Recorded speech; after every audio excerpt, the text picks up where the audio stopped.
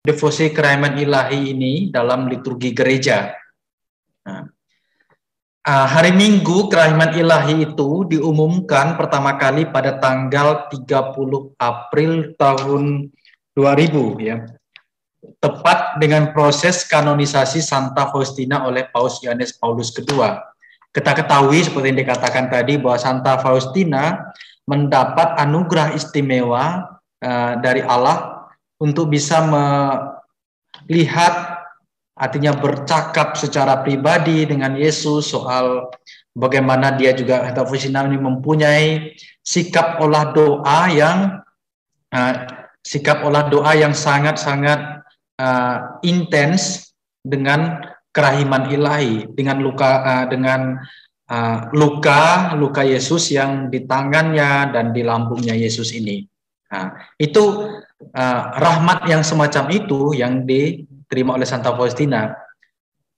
Terlepas dari itu, maka pada tanggal 30 April tahun 2000, kalau kita tahu 2000 inilah tahun jubileum, waktu itu dicanangkan sebagai tahun jubileum, dan di mana gereja sendiri itu gereja sendiri itu juga pada itu mulai membentuk bagaimana ada suatu perubahan dalam konteks pelayanan pastoral dan lain sebagainya. Dan juga tahun 2000, tahun jubileum ini menjadi suatu kesempatan bagaimana gereja merefleksikan belas kasih Allah dalam konteks apa yang dapat ditimba oleh semua orang beriman itu soal penghayatan iman di tahun jubileum ini. Maka di tahun tanggal 30 April ini diumumkan bahwa hari Minggu kerahiman ilahi ini harus dirayakan dalam perayaan liturgi. Maka sejak saat itu dinyatakan bahwa hari Minggu Paskah kedua, yaitu dalam oktav Paskah, adalah hari Minggu kerahiman ilahi. Itu kapan dimulainya, yaitu pada tahun 2000. Seperti yang diungkapkan dalam dekret Misericors et Miserator, itu pada tanggal 5 Mei tahun 2000, itu dikatakan di sana bahwa hari Minggu kerahiman ilahi itu sebagai hari Minggu untuk mengenang karunia-karunia rahmat Bapa yang Maha Rahim. Itu saya mengambil kutipan sedikit aja dari dekret ini, bahwa hari Minggu yang dirayakan sebagai hari Minggu kerahiman itu, di mana umat beriman, yaitu kita, diajak untuk mengenang dan merenungkan betapa besar karunia-karunia rahmat Allah yang Maha Rahim dalam pengalaman hidup kita sehari-hari, dalam pengalaman, artinya kita melakukan apa saja, tapi kita diminta untuk melihat apakah karunia Allah itu sungguh-sungguh kita rasakan, sungguh kita sadari hal itu. Maka ada satu momen dalam penanggalan liturgi inilah yang diminta supaya dalam kesadaran berdoa, dalam kesadaran beriman, menghayati iman, kita diminta untuk kembali fokus pada rahmat karunia Allah apa yang kita terima, secara khusus soal kerahiman Allah itu. Di Indonesia sendiri bagaimana? Dalam kalender penanggalan Konferensi Wali Gereja Indonesia, itu di tahun 2001 baru mulai mencantumkan dalam penanggalan liturgi. Artinya kalau di Indonesia sendiri, Minggu Kerahiman itu sudah secara resmi, kalau kita melihat penanggalan liturgi itu sudah ada di sana, bahwa setiap oktav kedua ada kerahiman ilahi. Bagaimana sebelumnya? Sebelumnya belum ada, karena baru diumumkan di tahun 2000. Itulah sejarah dalam penanggalan liturgi gereja dan liturgi di Indonesia dalam kalender penanggalan liturgi Indonesia. Lalu yang kedua adalah khususnya bagaimana pentingnya kerahiman ilahi itu. Ya, kerahiman ilahi itu dinyatakan begitu penting sejak diumumkan pada tanggal 30 April itu, maka dikatakan bahwa pentingnya kerahiman ilahi itu. Apa yang diungkapkan oleh Paus Yohanes Paulus II, ya. Yohanes Paulus II ini pada tanggal 2 April 2015 dia menulis pesan yang diumumkan pada tanggal 3 April 2005.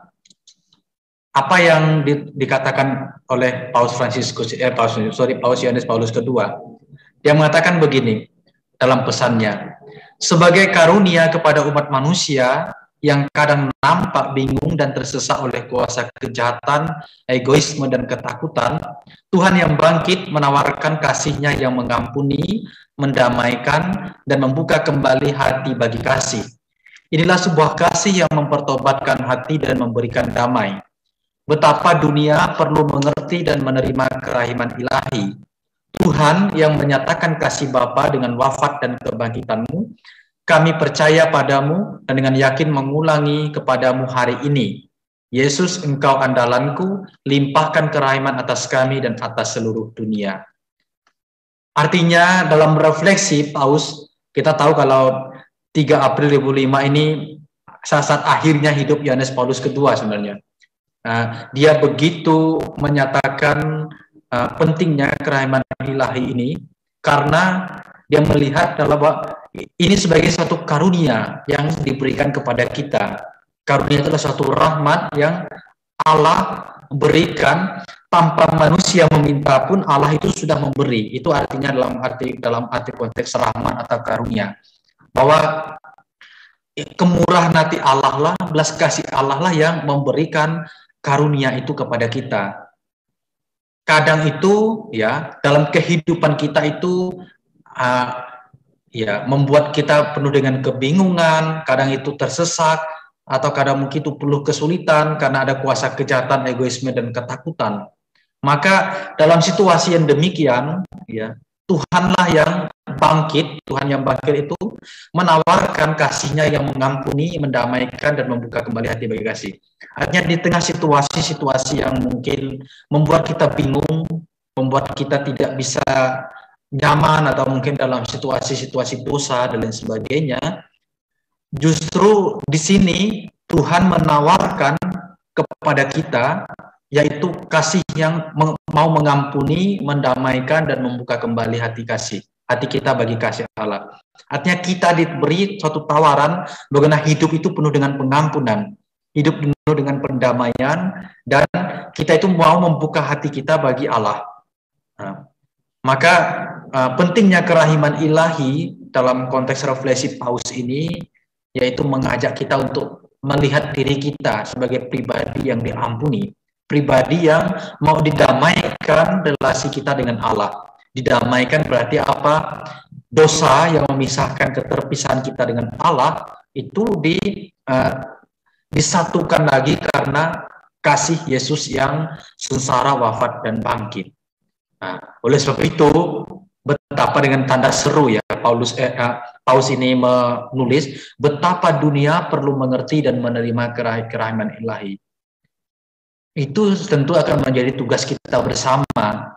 Artinya tugas kita sebagai pribadi yang diampuni, pribadi yang mendapatkan pendamaian, dan pribadi yang mau membuka bagi kasih, kita perlu menunjukkan bahwa kerahiman ilahi itu perlu diwartakan kepada seluruh dunia. Artinya Allah yang mencintai, yang mengampuni itu harus sesungguhnya tahu bahwa ini loh, orang Kristiani punya sesuatu yang ditawarkan, yaitu kerahiman Allah. Tentu dengan cara itu. Dengan cara bukan menunjukkan iman kita di tengah kehidupan kita, menjadi saksi kebangkitan Tuhan dengan menunjukkan kerahiman Allah itu. Maka apa yang diungkapkan oleh Paus dalam tulisannya di akhir itu, dia menunjukkan sebuah doa ya. Tuhan yang menyatakan kasih Bapa dengan wafat dan kebangkitan-Mu, kami percaya dengan yakin mengulangi pada hari ini, bahwa Yesus, Engkau andalanku. Artinya Yesus menjadi pegangan, pedoman, Yesus juga yang menjadi sumber bagi kita untuk mendapat pengampunan, dapat damai, dan dapat kasih. Maka kita terus meminta rahmat kerahiman itu atas diri kita dan juga atas seluruh dunia. Maka pentingnya kerahiman ilahi, kalau kita melihat dari catatan Paus Yohanes Paulus kedua ini, kerahiman ilahi bukan hanya untuk diri kita, tetapi juga untuk seluruh dunia, untuk siapa saja yang kita mintakan kerahiman itu. Lalu, apa yang menjadi fakta di balik hari Minggu Kerahiman Ilahi? Bahwa dalam temuan-temuan refleksi iman dogmatis, dalam refleksi liturgis, penemuan-penemuan liturgis, bahwa hari Minggu Kerahiman Ilahi itu bukan ciptaan baru. Artinya bukan sesuatu yang baru pada tahun 2000 itu. Tetapi Paus hanya memberi nama pada hari Oktav Paskah. Itu fakta di balik hari Kerahiman Ilahi. Bahwa Yohanes Paulus II di tahun 2000 itu hanya memberi bahwa hari Minggu ini harus punya tema yang dirayakan. Maka tema itu diberi nama hari Minggu Kerahiman Ilahi. Sehingga ini bukan ciptaan baru. Mengapa? Ya, mengapa? Sebelum ke mengapa, artinya memberi nama itu seperti dengan perayaan resmi gereja, seperti hari Oktav Natal itu diberi semacam tema itu. Misal hari raya Bunda Allah pada 1 Januari, ya, hari Bunda Allah itu 1 Januari itu sebagai temanya, memberi tema itu.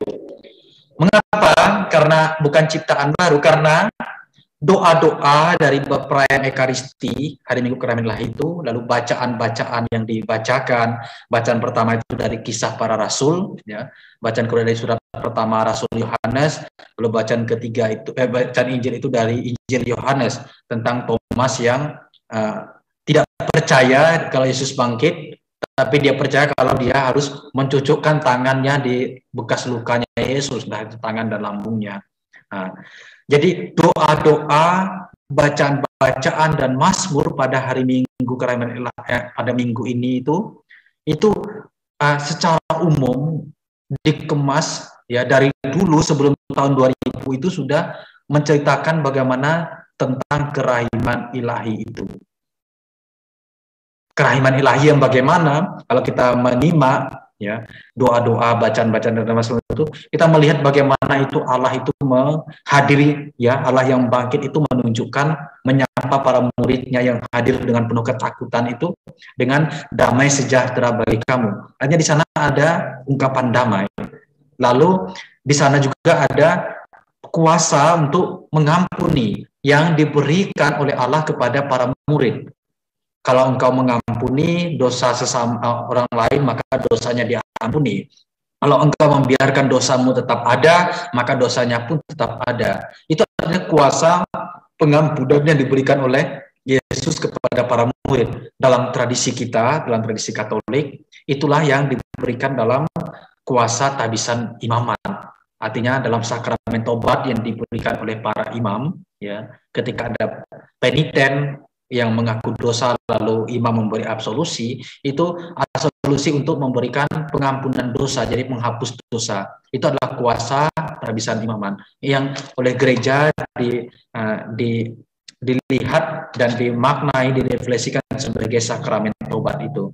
Artinya itulah gambaran-gambaran bagaimana pengampunan dan kasih Allah dalam konteks bacaan-bacaan dan sebagainya. Jadi tema tentang kerahiman ilahi itu sudah ada sebelum perencanaan, sebelum diumumkan di tahun 2000 itu. Hanya sekali lagi bahwa Paus Fransiskus hanya memberi nama pada hari Minggu itu. Lalu ini fakta yang selanjutnya, bahwa pesta kerahiman ilahi pada Oktav Paskah itu bukan peringatan untuk Santa Faustina. Artinya begini teman-teman, bahwa apakah berarti Santa Faustina itu kita peringati seperti hari penanggalan liturgi Santo-Santa lainnya? Tidak. Ya. Minggu itu khususnya adalah kerahiman ilahi.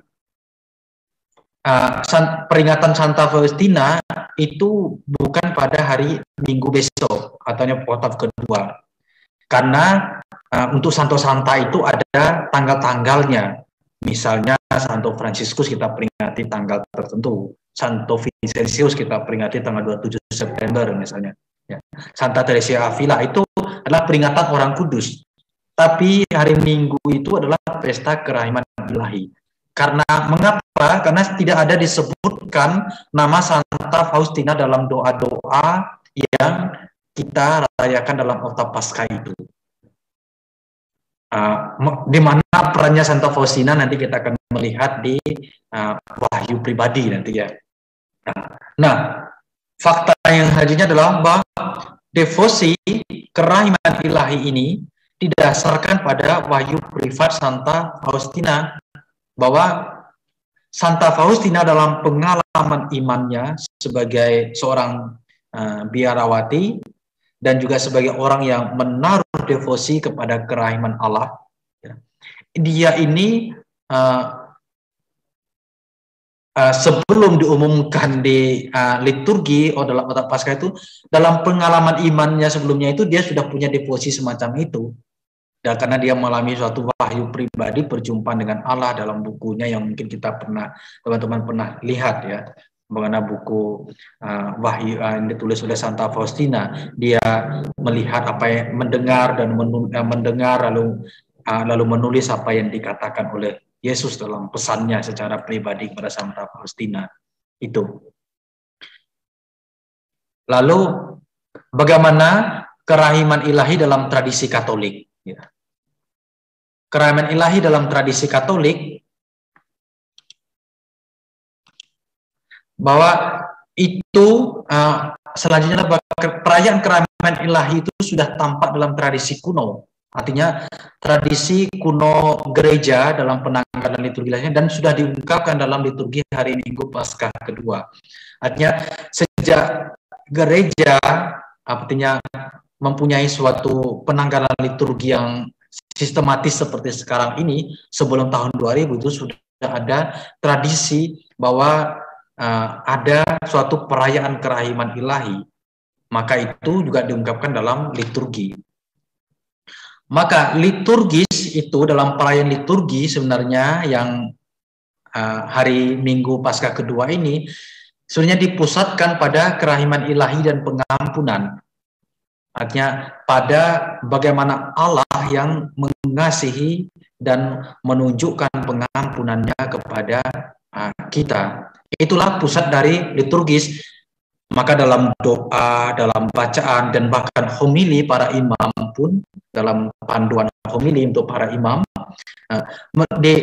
ditekankan suatu katekese bagi umat adalah soal bagaimana pengampunan dari Allah dan bagaimana umat itu menyadari kerahiman Allah dalam pengalaman hidup beriman. Itu. Oleh sebab itu, karena itu sudah ada dalam tradisi kuno dan diungkapkan dalam liturgi, maka Bapa Suci yaitu Yohanes Paulus II itu sebenarnya hanya mengeksplisitkan apa yang sudah ada dalam liturgi gereja. Dengan kata lain seperti saya katakan tadi, hanya memberi nama pada perayaan itu. Oleh sebab itu juga tidak ada pencampuran antara devosi dan liturgi gereja resmi dalam perayaan hari Minggu kerahiman ilahi. Artinya dalam perayaan Ekaristi pun yang adalah sakramen, yaitu tidak ada pencampuran antara devosi, karena devosi itu akan berbeda dengan artinya dengan liturgi. Lalu hal ini juga ditegaskan oleh apa yang dikatakan oleh Paus sebelumnya, oleh Paus pada tahun sebelumnya, yaitu di tahun 95, Yohanes Paulus II dalam doa Regina Caeli ini, bahwa artinya seluruh oktav Paskah adalah bagaikan hari yang dimaksudkan untuk mengungkapkan syukur atas kebaikan Allah yang telah ditampakkan kepada manusia dalam seluruh misteri Paskah. Ya, artinya bahwa sebelum memutuskan hari itu sebagai hari Minggu kerahiman ilahi, sebenarnya sebelumnya Yohanes Paulus II ini sudah merefleksikan bahwa di sanalah kita mengungkap syukur, ya, sebagai ungkapan syukur atas kebaikan yang diberikan Allah kepada kita. Lalu bagaimana tahap kedua yang kita lihat bersama, yaitu soal devosi, doktrin, dan wahyu pribadi. Ya, teman-teman, mungkin saya break bentar sebelum sembari saya ngomong, teman-teman bisa menulis pertanyaan di chat supaya nanti kita bisa diskusi bersama. Ya, Baik, selanjutnya kita melihat definisi dari doktrin, definisi, dan wahyu pribadi. Nah, ini soal devosi. Nah, apa itu devosi? Dalam Directory on Popular Piety and the Liturgy, dia mengatakan begini, bahwa dalam konteks saat ini, ya, bahwa dalam term ini, bahwa devosi itu menggambarkan bagaimana latihan-latihan eksternal yang berbagai macam bentuknya, ya, seperti doa-doa, ya, hymns itu seperti melantunkan penjelasan Mazmur dan sebagainya, observances, lalu artinya seperti medali wasiat, kebiasaan dan tradisi, itu adalah suatu ungkapan praktis eksternal kita, doa-doa kita yang dijiwai oleh semangat iman, ya, supaya iman yang praktis ini menjadi perwujudan dari relasi kita sebagai orang beriman dengan pribadi Allah yang ilahi, atau melalui peran Bunda Maria dengan rahmatnya dan sebagainya, dan melalui orang-orang kudus. Artinya devosi ini sesungguhnya itu arti devosi itu dalam Directory ini artinya bahwa itu suatu ungkapan kesalehan iman. Bagaimana kita menghidupi iman kita dalam bentuk-bentuk latihan-latihan praktis yang muncul, yang kita tampakkan. Misalnya devosi kepada misalnya kerahiman ilahi, itu adalah bentuk devosi. Devosi kepada Bunda Maria, misalnya novena 3 kali Salam Maria, Rosario, itu termasuk juga devosi. Atau kepada orang kudus, misalnya doa kepada Santo Antonius dari Padua misalnya, atau orang kudus lainnya. Itu adalah bentuk devosi kita, dan devosi inilah yang mengarahkan kita kepada persekutuan kita dengan Allah.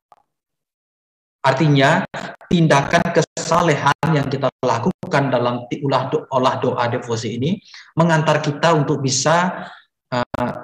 bisa menjalin relasi yang lebih mendalam lagi dengan Allah dalam konteks iman itu.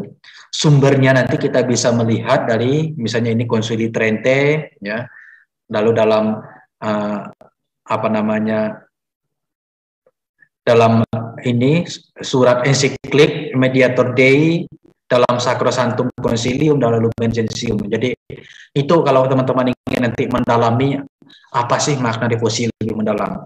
Devosi ini adalah tindakan kesalehan pribadi kita sebenarnya, ya, tindakan pribadi kita untuk menunjukkan bagaimana iman kita dirayakan supaya kita semakin dekat dengan Allah. Maka itu devosi ini terarah kepada Allah melalui perantaraan doa-doa kita. Ya, tadi seperti saya katakan orang kudus, entah itu Bunda Maria, atau hal yang khas dari kehidupan atau misteri Yesus itu. Nah, itu. Lalu bagaimana dengan doktrin? Nah, doktrin itu adalah bahasa iman yang didasarkan pada pengalaman akan Allah, ya, yang menyelamatkan. Dalam hal ini, doktrin membawa setiap orang doktrin ini membawa setiap anggota semakin dekat dengan Allah, merasakan kebaikannya dan menyatu dengan Dia, tidak hanya di dunia tetapi di surga kelak. Karena itu doktrin harus dipahami dalam kerangka keselamatan. Terkadang, ya, dalam bahasa yang profan, ya, doktrin itu sebagai suatu ajaran yang harus ditaati. Itu doktrin, atau suatu kebenaran yang harus kita yakini itu sebagai suatu yang benar. Ya, itu adalah suatu doktrin. Tetapi dalam konteks pengalaman iman sebagai orang Kristiani, doktrin itu adalah bahasa iman kita. Artinya ungkapan dari diri kita yang beriman kepada Allah yang menyelamatkan. Maka ketika kita mengaku itu sebagai suatu doktrin, apakah kita harus bertanya, apakah doktrin itu bisa membawa kita itu semakin dekat dengan Allah? Apakah doktrin itu semakin membuat kita merasakan kebaikannya? Apakah doktrin itu semakin membuat kita bersatu dengan Allah? Ya. Maka doktrin Kristiani, ya, doktrin Kristiani itu dinyatakan dalam kerangka keselamatan kita, itu. Ya, misalnya ini, ya, apa yang diungkapkan oleh Agustinus dalam refleksi imannya. Agustinus itu merumuskan doktrin tubuh mistik Kristus. Jadi tidak berandai-andai atau mengimajinasikannya, tapi selalu bertolak dari kitab suci. Misal gini, Agustinus itu dalam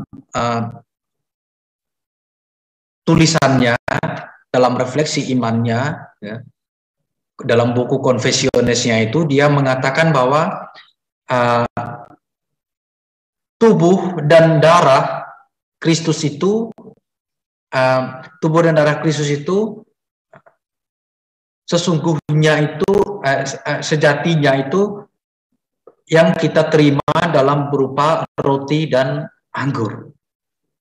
Itu gambaran refleksi dari Santo Agustinus. Maka doktrin yang semacam ini diambil oleh gereja itu sebagai suatu kebenaran dalam kerangka keselamatan. Apa konsekuensinya bagi kita? Konsekuensinya bagi kita adalah ketika kita beriman menjadi orang Katolik, ketika kita menerima tubuh dan darah Kristus ini, kita tidak berandai-andai lagi atau mengimajinasikan bahwa oh ini mengimajinasikan inilah tubuh Kristus. Tidak, tapi dengan iman dan keyakinan yang mendalam bahwa yang kita terima, sakramen Ekaristi yang kita terima itu adalah tubuh dan darah Kristus itu sendiri. Tentu doktrin ini tidak boleh terlepas dari kitab suci, karena dasar dari doktrin ini adalah kitab suci. Apa yang kitab suci yang menyatakan bahwa tubuh mistik Kristus itu, artinya tubuh yang kita terima itu juga adalah tubuh Kristus. Ya, Yesus mengatakan dalam perjamuan terakhir, inilah tubuhku dan darahku. Akan berbeda dengan mengatakan anggaplah ini tubuhku atau anggap inilah darahku. Itu adalah kita mengajak kita berandai-andai, tapi Yesus mengatakan bahwa inilah tubuhku, inilah darahku. Artinya itu sesuatu yang nyata dan langsung ditujukan pada roti dan anggur. Itu adalah suatu yang benar-benar konkret, adalah tubuh dan darah Kristus. Itu yang menjadi pendasaran bagi Agustinus merumuskan doktrin ini. Nah, kita dalam konteks bahasa iman yang saya katakan tadi itu, kriteria pertama dari doktrin adalah memuat ajaran Yesus dalam kitab suci. Bahwa suatu doktrin itu dinyatakan sebagai suatu kebenaran yang mengajak kita semakin dekat dengan Allah, merasakan kami bersatu dengan Dia, dan pengalaman menyelamatkan itu harus sungguh-sungguh memuat ajaran Yesus dalam kitab suci. Nah, selanjutnya wahyu pribadi. Nah, ini wahyu pribadi itu adalah wahyu yang diterima atau suatu penampakan atau suatu ajaran atau suatu pencerahan yang diterima oleh sejumlah orang, seperti yang diterima oleh para santa-santa dalam sejarah umat manusia, yang sifatnya tidak menambah pembenaran iman maupun menggunakan wahyu umum yang sebenarnya telah dipenuhi dalam Kristus. Artinya wahyu pribadi yang diterima oleh mereka, orang kudus yang kita yakini saat ini, misalnya Santa Faustina, ya, dia menerima wahyu pribadi akan adanya kerahiman Allah. Itu sebenarnya wahyu ini, kerahiman Allah ini sudah ada dalam pengalaman sejarah iman kita, dalam kehidupan kita sehari-hari. Hanya bagaimana Santa Faustina itu diminta oleh Allah sendiri untuk menunjukkan bahwa kerahiman Allah yang sudah diberikan itu sudah ada, supaya bukanlah kerahiman Allah itu juga nanti menjadi suatu kesadaran untuk kita. Misalnya kalau kita salah, ya. Kalau kita salah diingatkan lagi. Misalnya kalau kita lupa sesuatu hal, ada clue yang untuk mengingatkan kita. Ada suatu hal yang menjadi tanda, oh kita harus ingat tentang suatu yang kita lupakan itu. Nah, semacam itulah. Hanya mungkin kalau saya bisa mengatakan, mungkin wahyu semacam itu untuk mengingatkan kita bahwa ada sesuatu yang pernah Allah berikan kepada kita. Maka wahyu yang diterima secara pribadi ini sebenarnya untuk mengingatkan kita kembali bahwa Allah itu telah memberikan apa yang seharusnya yang telah kita terima, dan itu perlu disadari. Sebab wahyu itu pertama-tama itu sudah penuh ya dalam diri Yesus. Kristus Yesus itu adalah kepenuhan dari wahyu, dari apa yang Allah kehendaki dalam hidup itu terpenuhi dalam Kristus, yaitu Allah yang menjadi manusia. Maka tujuan dari wahyu pribadi ini adalah sebagai tanda penyertaan Allah untuk membimbing manusia dalam tindakan yang sesuai dengan apa yang telah diwahyukannya dalam wahyu umum. Wahyu umum itu adalah diri Yesus Kristus itu sendiri. Maka wahyu pribadi ini sebagai tanda penyertaan Allah untuk membimbing kita. Maka wahyu pribadi yang otentik, ya, ini kriteria dari wahyu yang sungguh-sungguh, artinya itu suatu kebenaran wahyu yang berasal dari Allah yang menjadi tanda penyertaan Allah itu. Wahyu pribadi yang otentik adalah wahyu pribadi yang bahkan membangkitkan devosi, membangkitkan doa kita, kesalehan hidup kita, rohani kita, dan juga pertobatan kita, maupun partisipasi dalam sakramen-sakramen, dan tetap menjaga persatuan dengan para uskup dan paus, serta tidak mungkin bertentangan dengan wahyu umum. Misalnya begini, ada wahyu misalnya ya kepada si A. Ya. Si A mengatakan dulu itu seperti apa yang viral itu, yang Elia Eden atau siapa ya, lupa saya nama itu, yang dia katanya melihat dan bercakap dengan Yesus. Dia mengatakan itu sebagai wahyu pribadi, sempat booming di tahunnya itu. Menyatakan wahyu ilahi sebagai wahyu pribadi bagi dia dari Tuhan kepada dia. Lalu itu orang banyak datang kepada dia dan sebagainya. Tapi dalam perjalanan waktu kita tahu ya, ternyata di kerangka di balik itu ada semacam ya, memang itu mungkin pertama adalah murni, tapi hanya kok membangkitkan suatu soal bisnis dan lain sebagainya, artinya keuntungan dan lain sebagainya, itu yang mungkin dilihat.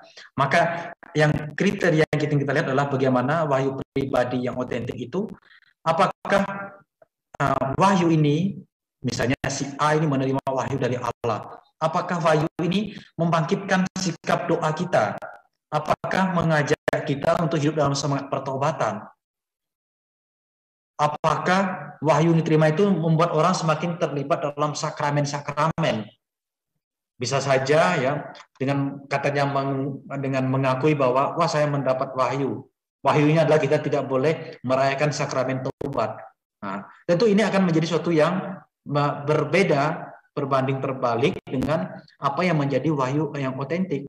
Maka kalau wahyu itu sungguh-sungguh suatu wahyu pribadi, dia pasti akan mendorong setiap dari orang yang menerima wahyu itu, dan juga orang yang artinya orang yang juga diceritakan atau menghayati apa wahyu itu tadi ya, semakin dekat dengan sakramen-sakramen, dan juga bagaimana juga persatuan dengan paus dan uskup, artinya sebagai mempunyai kuasa magisterium, kuasa mengajar dari gereja itu sendiri.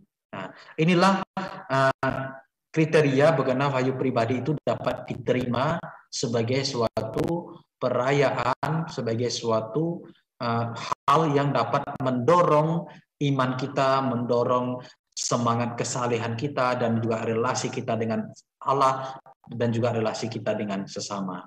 Ya, itu 3 pengertian tadi, soal devosi, lalu soal doktrin, dan wahyu pribadi. Nah, yang ketiga adalah, tahap ketiga adalah kita kepada tema kita malam ini. Ya. Pada tema kita malam ini, apakah devosi kerahiman ilahi itu doktrin atau wahyu pribadi? Ya, mungkin ya ada dari kita mungkin menjawab itu adalah doktrin, karena mungkin ini sudah diangkat dalam perayaan liturgi gereja seperti itu, atau mungkin sebagai itu, atau mungkin ini sebenarnya hanya wahyu pribadi. Dalam refleksi saya, dalam permenungan saya, ini yang pertama ini, bahwa kerahiman ilahi adalah sebuah devosi, bukan perayaan sakramen.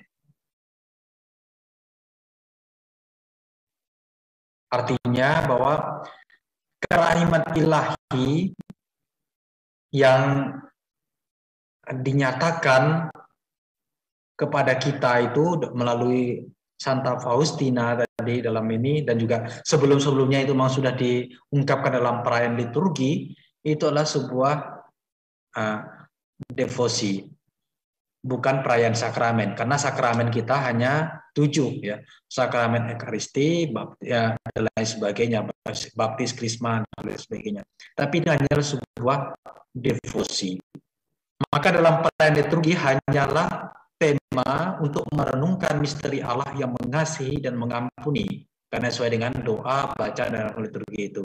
Jadi yang pertama menjadi dapat disimpulkan adalah bahwa kerahiman adalah sebuah devosi, bukan perayaan sakramen.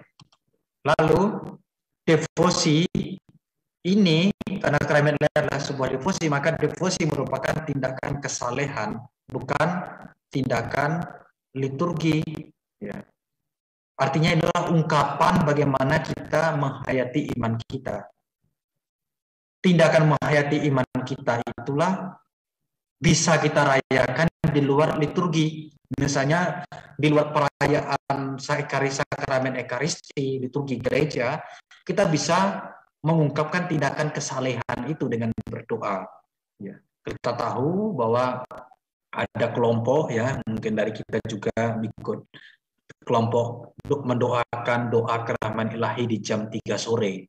Nah, itu adalah bentuk kesalehan. Jadi tanpa perayaan liturgi pun kita bisa mendoakan doa kerahiman ilahi ini, menghayati bagaimana Allah yang Maha Rahim.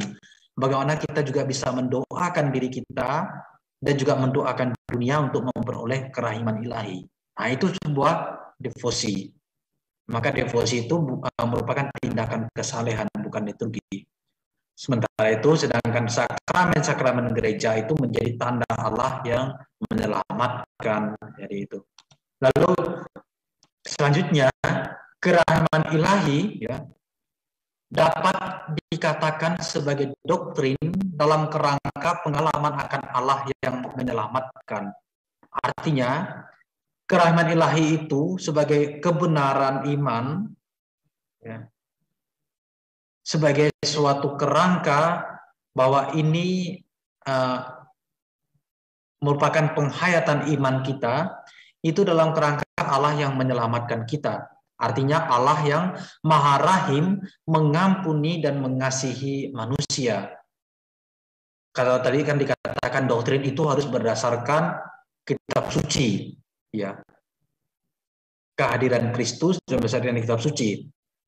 Kerahiman ilahi itu kalau dalam refleksi Bibli, dalam refleksi kitab suci itu digambarkan dari lambungnya mengalirlah air dan darah dari Yohanes 19 ayat 34. Ini adalah peristiwa seorang prajurit yang saat itu berada di bawah Yesus yang tersalib, ya, melihat Yesus sudah mati sebelum diturunkan dari salib itu, dia mengambil tombaknya dan menusuk lambung Yesus itu dengan air, menusuk air itu dengan tombak. Maka dari itu dikatakan dalam Injil Yohanes itu keluarlah air dan darah.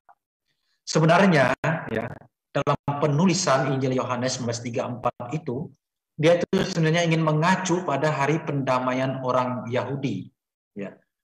Biasa itu yang disebut dengan bahasa ininya adalah Yom Kippur dari Imamat bab 16, ya, Imamat 16.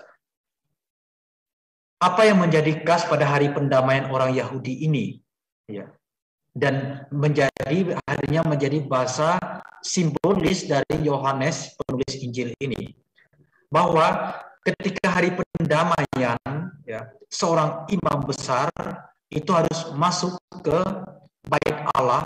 Lalu di bait Allah itu semacam ada salah satu kalau kita melihat denah dan skema atau rancang bangunnya bait Allah itu, di bagian depan bait Allah itu ada ruangan yang hanya boleh dimasuki oleh Imam Agung, dan itu pada hari tertentu, yaitu pada hari Yom Kippur ini, hari pendamaian itu.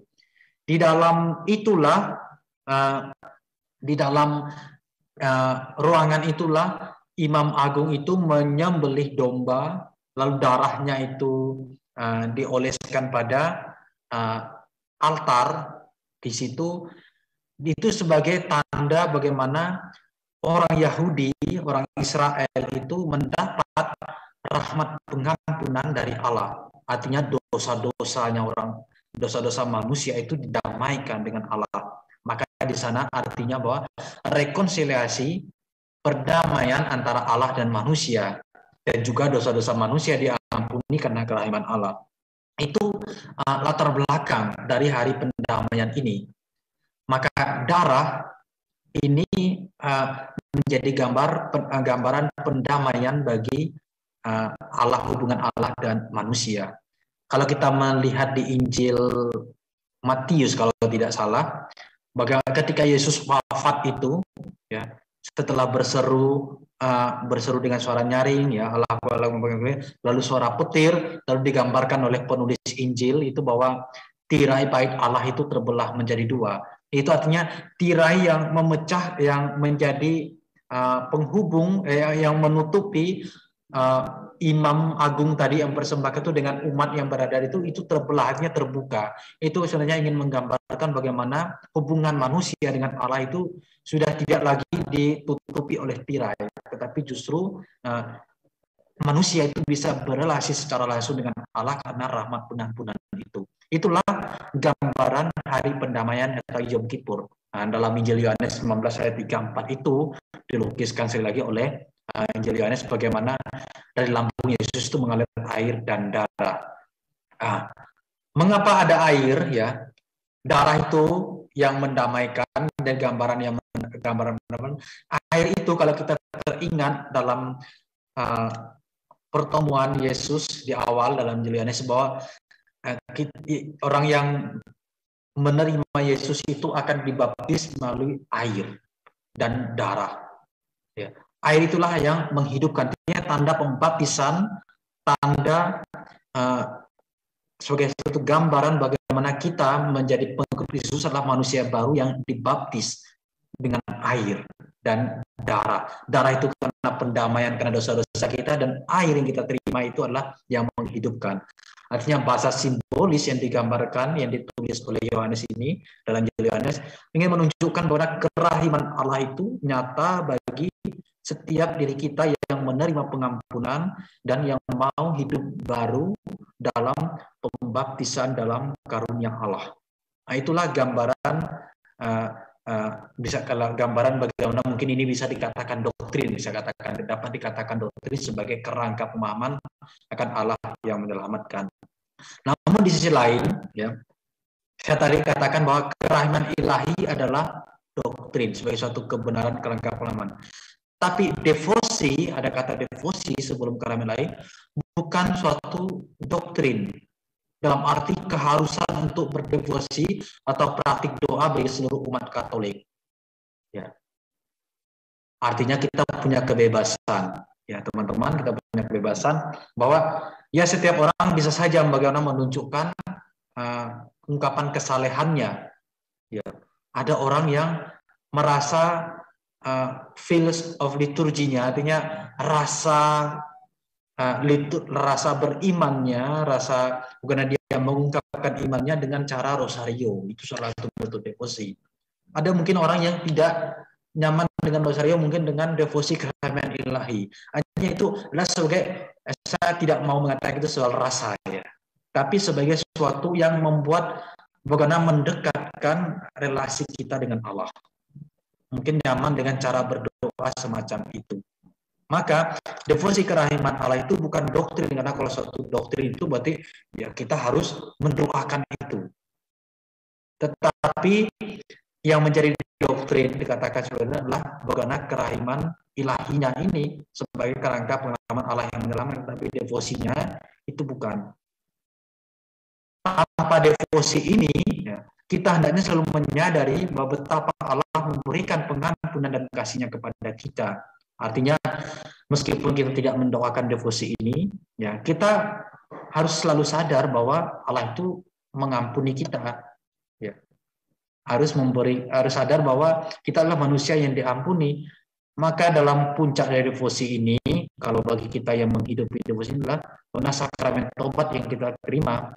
Dan bagi yang mungkin tidak mendoakan devosi ini, ya mungkin kesulitan waktu dan sebagainya, ya tentu juga kesadaran bahwa Allah yang memberikan pengampunan ini juga harus berpuncak pada sakramen tobat. Artinya mau melakukan mengarahkan kita pada kita harus melakukan pertobatan. Ya, itulah ada dua hal yang mungkin soal doktrin ini, apakah kerahiman ilahi adalah sebagai mungkin bisa dikatakan devosi dalam rangka pengalaman akan Allah, tapi devosinya itu bukan sebuah doktrin. Lalu selanjutnya, bahwa devosi kerahiman ilahi adalah sebuah wahyu pribadi, yang diberikan melalui Santa Faustina. Kita mengakui bahwa sejak Faustina ini mulailah muncul dalam ulah bakti iman, ulah rohani itu kelompok-kelompok devosi kerahiman ilahi mendoakan ini. Salah atau tidak? Saya mengatakan itu tidak salah, tapi adalah suatu ungkapan bagaimana kita menjalankan kehidupan beriman kita. Maka wahyu pribadi ini diakui oleh gereja sebagai bentuk olah rohani umat demi mencapai pengalaman akan Allah yang menyelamatkan. Artinya bahwa banyak kesaksian-kesaksian, banyak cerita bahwa devosi ini menumbuhkan pengalaman akan Allah yang menyelamatkan, Allah yang mengampuni. Dan itulah yang diakui oleh gereja. Gereja ini direpresentasikan oleh paus dan para uskup yang mengakui bahwa ini devosi ini bisa dijalankan di lingkungan kehidupan keseharian umat. Jadi artinya umat bisa umat yang mau mendoakan ini silakan, artinya karena ini adalah ungkapan kesalehan. Lalu perlu kita ingat bahwa sebelum adanya devosi ini berkembang di kalangan umat dan diumumkan oleh gereja, atau paus, gereja sudah menghayati kerahiman Allah dalam liturgi. Oleh sebab itu, sekali lagi bahwa gereja hanya memberi nama atau tema pada perayaan liturgi Oktav Paskah. Misalnya hari Minggu keempat sebagai hari Minggu panggilan, misalnya 1 Januari sebagai hari raya Maria Bunda Allah. Hanya sebagai tema pada minggu itu. Bukan suatu doktrin. Kerahiman ilahi adalah suatu ajaran yang bisa mendekatkan kita ke rangka iman kita akan Allah, menyelamatkan, tetapi devosinya adalah bukan suatu doktrin, itu adalah suatu ungkapan kesalehan. Ya, begitu teman-teman yang terkasih yang mungkin dapat saya sampaikan, dapat kita